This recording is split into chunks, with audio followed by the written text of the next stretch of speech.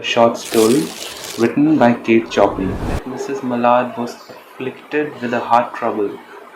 Great care was taken to break to her as gently as possible the news of her husband's death.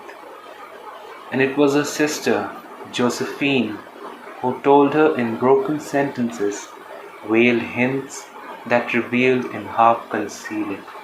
Her husband's friend, Richards, was there, too, near her.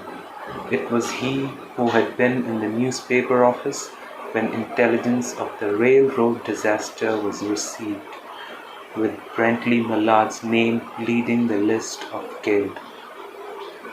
He had only taken the time to assure himself of its truth by a second telegram, and had hastened to forestall any less careful, less tender friend in bearing the sad message. She did not hear the story, as many women have heard the same, with a paralyzed inability to accept its significance. She wept at once, with sudden paralyzed inability to accept its significance. She wept at once.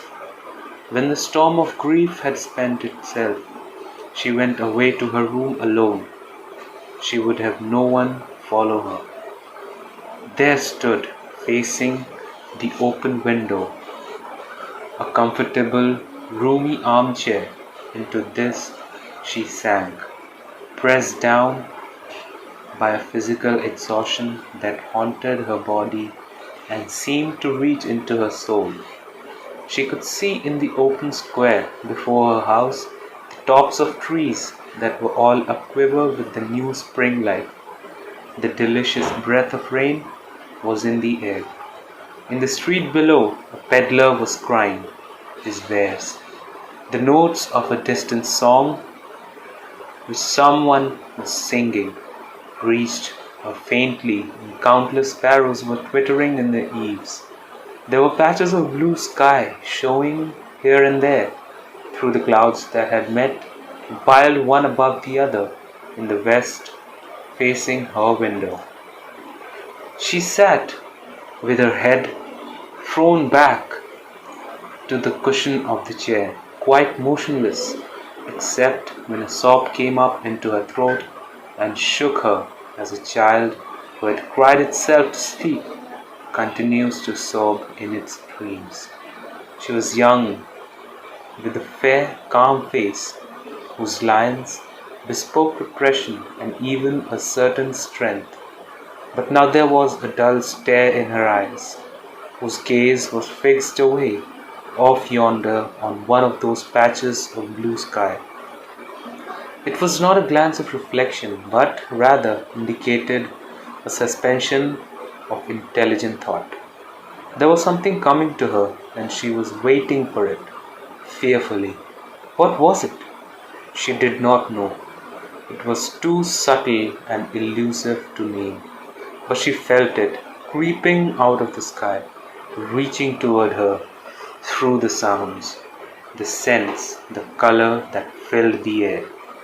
Now her bosom rose and fell tumultuously. She was beginning to recognize this thing that was approaching to possess her, and she was striving to beat it back with her will, as powerless as her two white slender hands would have been. When she abandoned herself and a little whispered word escaped her slightly parted lips. She said it over and over under her breath. Free! Free! Free! The vacant stare and the look of terror that had followed it went from her eyes. They stayed keen and bright.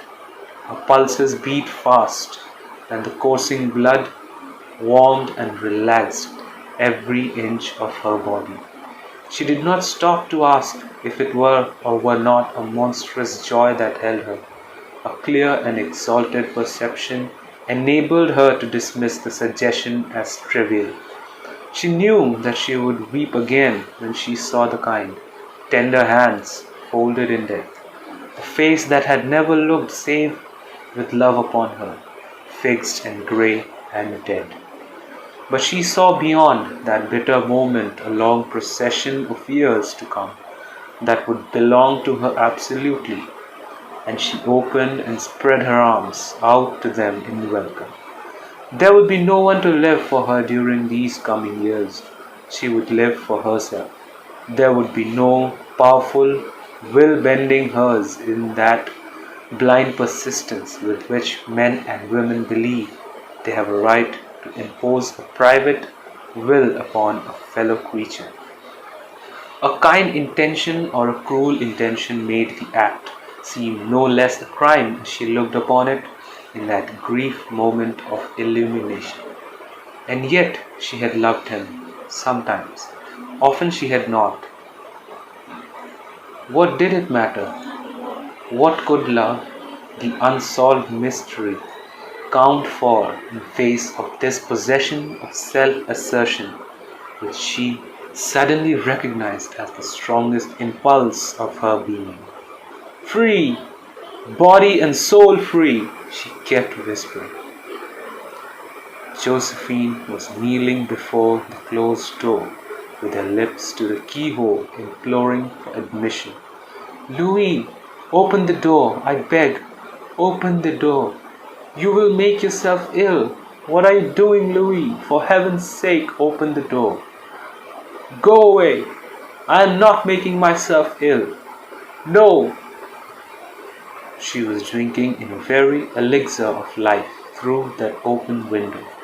Her fancy was running right along those days ahead of her. Spring days and summer days and all sorts of days that would be her own. She breathed a quick prayer that life might be long. It was only yesterday she had thought with a shudder that life might be long. She arose at length and opened the door to her sister's importunities. There was a feverish triumph in her eyes, and she carried herself unwillingly like a goddess of victory. She clasped her sister's waist, and together they descended the stairs. Richard stood waiting for them at the bottom. Someone was opening the front door with a latchkey. It was Bentley Mallard who entered, a little travel-stained, composedly, carrying his gripsack and umbrella. He had been far from the scene of accident and did not even know there had been one. He stood amazed at Josephine's piercing cry, at Richard's quick motion to screen him from the view of his wife. But Richard's was too late.